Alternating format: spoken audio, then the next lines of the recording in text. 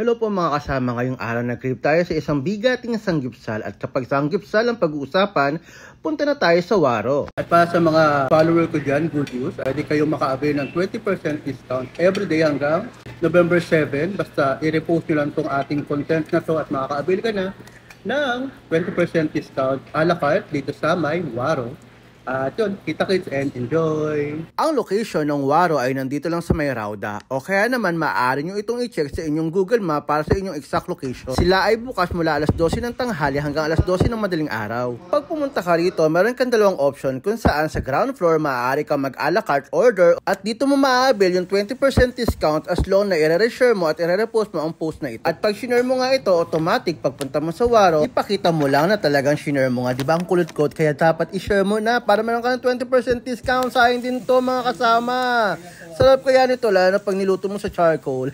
At meron din silang pangalawang option kung saan pwede kang umorder ng all you can eat. Para sa mga all you can eat lunch offer, ito ay magsisimula ng alas 12 ng tanghali at magtatapos ng alas 4 ng hapon. Sa halagang 125 reals, meron ka ng 4 types of barbecue, meron ka pang side dish at the same time, meron ka pang free soft drinks. Ba nakakabulol sa sarap?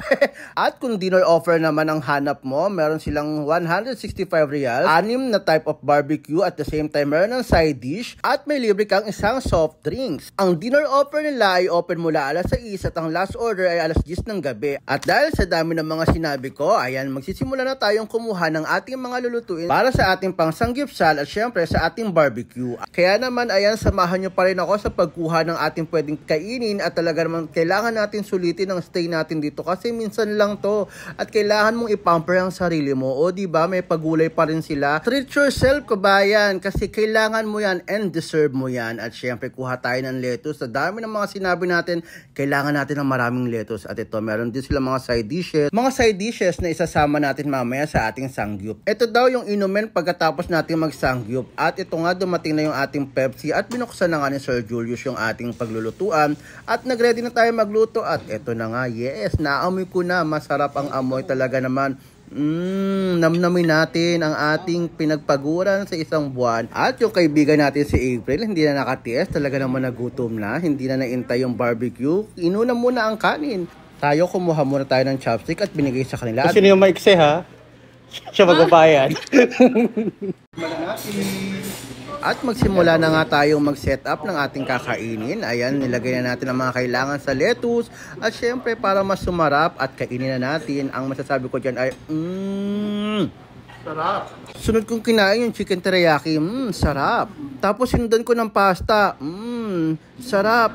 Tapos sinundan ko pa ng soup. At bigla nga lumaki yung mata ko, masasabi ko, sarap. Sumunod ko ang kinain yung chicken fillet. Chicken. Sarap. Kalabasa. Oo. Sarap.